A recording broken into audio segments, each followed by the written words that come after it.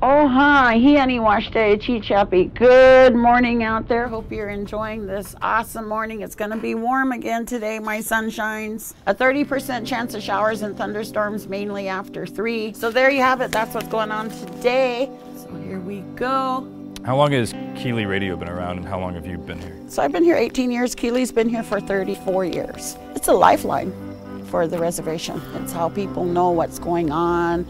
It's how they get there. It's a main source of information. So we have the wind turbine, and then we have solar panels up on the roof. Yes, we have so much renewable things here we can use, from the sun to the wind. It's exciting because people are starting to see, wow, we could use our own resources.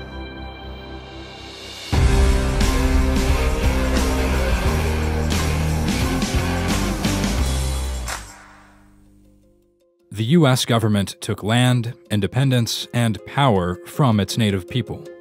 Many tribes are left with little more than raw resources. For the Crow in Montana, that includes coal. Lots of coal. In fact, about a third of U.S. coal reserves west of the Mississippi are on tribal lands. Other tribes have less to work with. South Dakota's Pine Ridge Reservation, home of the Oglala Lakota Nation, has one of the poorest counties in the U.S. Half live in poverty, and a lack of infrastructure means sky-high electric and utility bills. So to create a new economy, Henry Red Cloud has harnessed one resource they have plenty of here: the sun. Welcome everybody to Red Cloud Renewable Energy Center. Through our native ways, our culture, our language, our song, our dance, it's all built around renewable energy. But you know, today we're going to learn this new way of honoring that old way and then becoming sustainable, starting to create our own economies, creating a small business, putting some people to work. Well, let's move on over to the mobile solar power plant.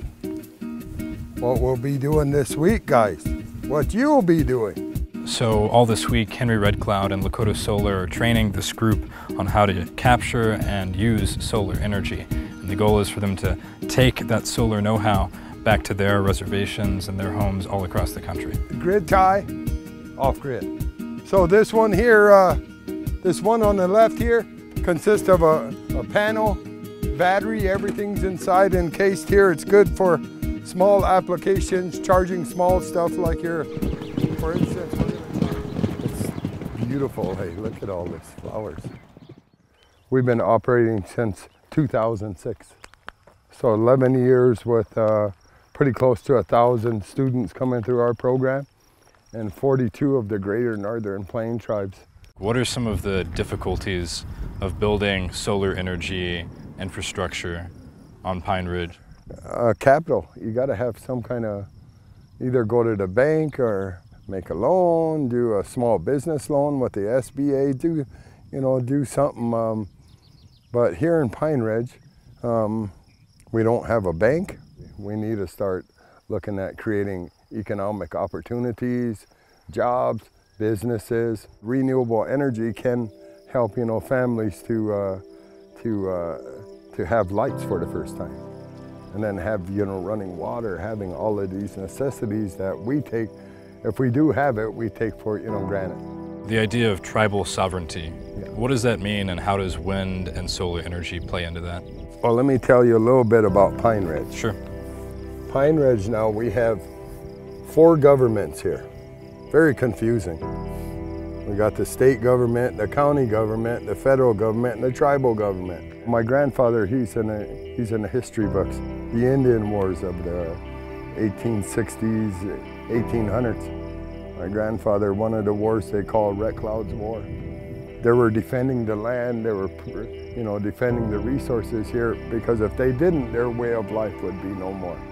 My great-great-grandfather signed a treaty back in 1868.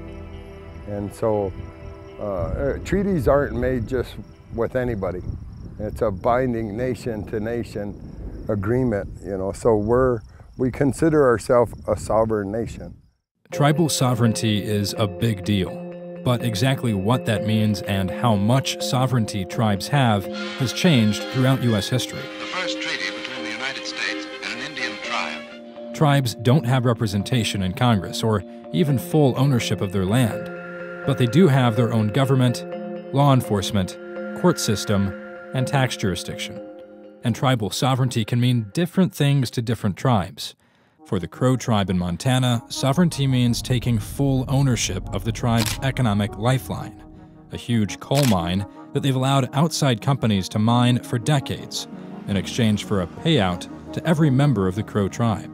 What do you typically use the payment for? Per cap, usually just like maybe pay some bills. Sometimes it's like 200, sometimes it's 400. I don't know, shopping.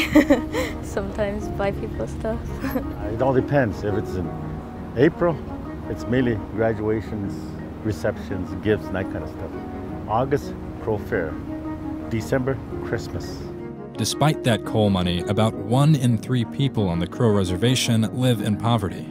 That's lower than the poverty rate on Pine Ridge, but still a lot higher than the rate across the U.S. With coal revenues down, in early 2017, the Crow government had to lay off 1,000 of its 1,300 employees. Shortly after, Vice President Mike Pence visited the reservation here and rode out to the coal mine with the tribe's vice chairman, who's hopeful the Trump White House will be a boost both for coal and for the Crow tribe. Coal has been our main source of income since 1974, so that's been 43 years ago.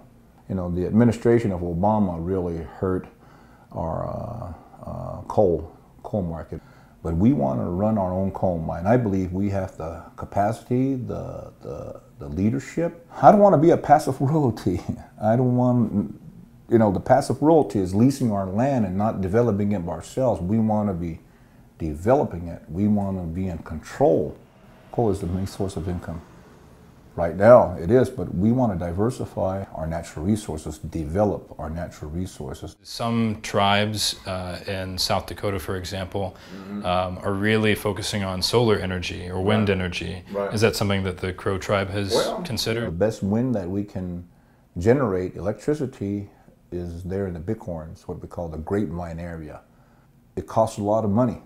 We are resource rich, but cash poor. We don't have the capital. Back on Pine Ridge, capital is also a problem.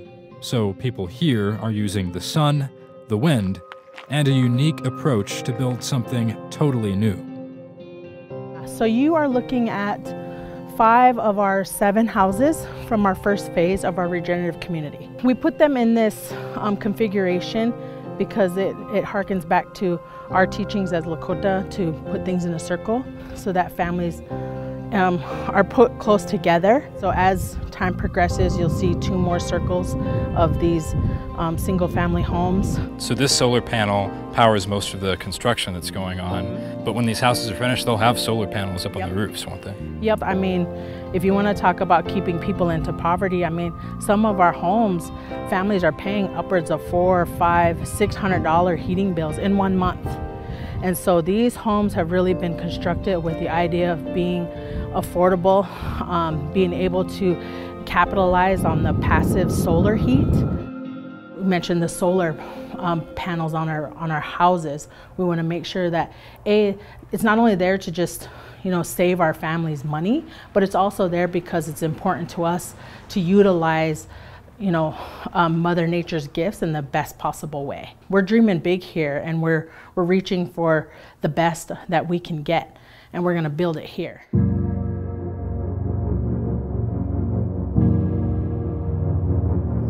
We've been here for 150, 140 years, and pretty much nothing has really changed for us here.